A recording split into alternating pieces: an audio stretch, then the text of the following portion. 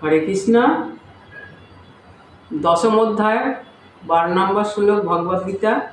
অর্জুন উবাচ পরং ব্রহ্ম পরম ধাম পবিত্রং পরমং ভবান পুরুষ শাশ্বতং দিব্য মাদি দেব মজং বিভুং ঔষস্তথা মিশয় সর্বে দেবর্ষি নারদস্তথা অসিত দেবল ব্যাসং স্বয়ং চৈব ব্রবিষ্যিত মে।